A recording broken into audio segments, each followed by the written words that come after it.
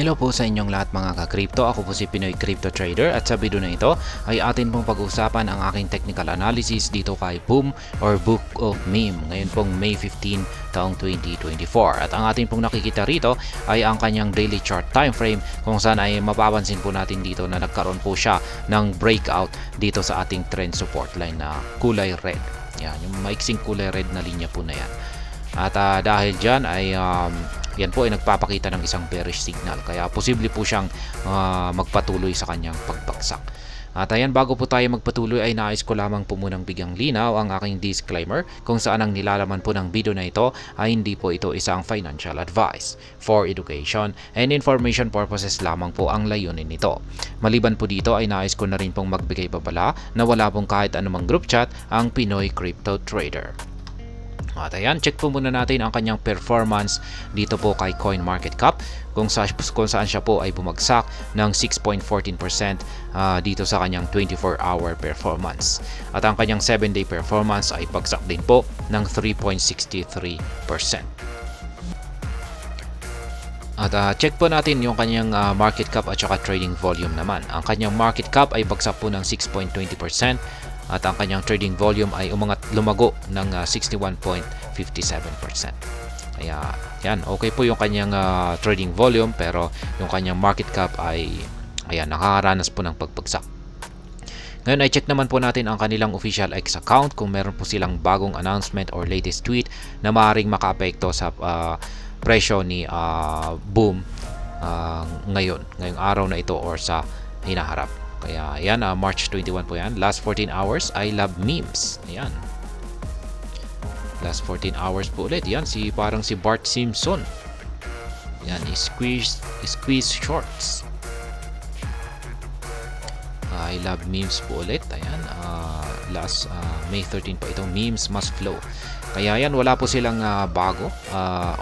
Yan, meron po pala silang bago pero hindi naman po yan wala po itong epekto. Masasabi kong wala po yung impact sa presyo ni Boom ngayon or sa mga susunod na araw. Kaya balikan na po natin ang pagti-technical analysis dito kay Boom. At ayan po yung aking kasalukuyang mga spot trading positions dito kay Boom. Meron po akong tatlo na mga sell pending order dito or take profit. Kaya ayan po yan. Ang unang-una po rito ay ang 0.013245. Pangalawa ay ang 0.019473. At ang pangatlo ay ang 0.024834. Yung aking meron lamang po ako nag-iisang buy pending order dito sa 20 digits 7158. Yan, kung saan ay ako po ay handang bumili kapag bumagsak si Boom sa presyong ito.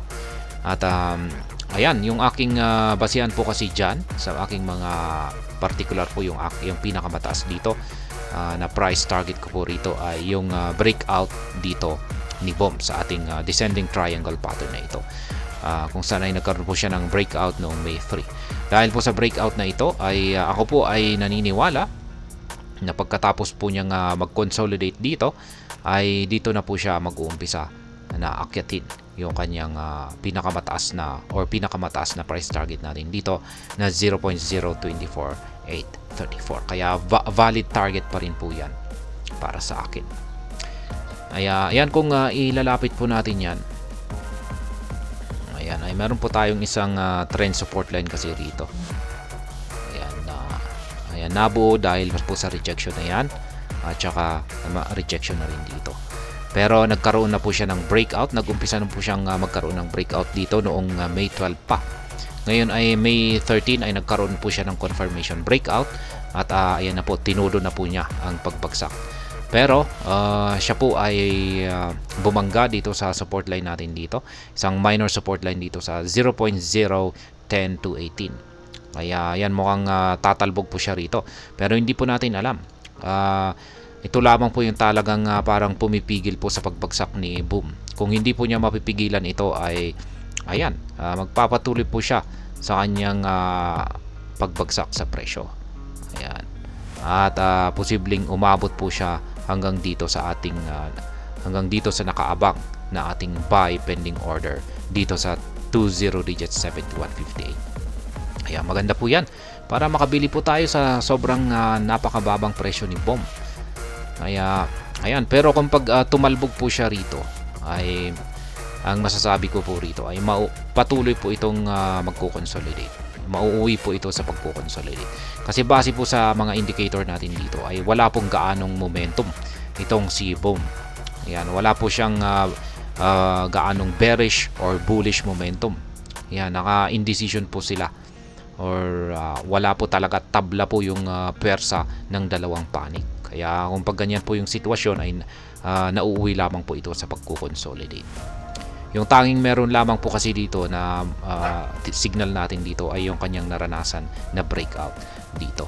Kung saan ay isang bearish breakout po ito, kung saan ay nagsasabi na babagsak itong si BOM. Pero gaya ng aking sinabi kanina ay posible pong mapigilan ng ating support line dito ang kanyang pagbagsak. At kung pag napigilan niya ito ay ayan, mauuwi lamang po ito sa pagko-consolidate dito. Ayan, pero kung pag hindi ay ayan, babagsak po siya at posibleng umabot hanggang dito sa major support line natin na 20 digits 7158. Kaya gaya ng sinabi ko kanina ay dapat nakaabang po tayo ng isang buy pending order dito. Kaya ayan po ulit, sa mga gustong gayahin yung aking simpleng paraan lamang po sa pagtitrade dito kay BOM ay ayan po yung aking mga trading positions dito. Meron lamang po akong tatlong take profit at nag-iisang buy pending order. Yan, yung take profit po na yan ay mga sell pending order po yan. At yung mga tinitake profit ko po dyan ay nagkakalaga po ng mga 10 to 20%. Hindi ko po binebenta lahat. Kaya yan, check na lamang po ninyo. Malinaw naman po yung mga price level.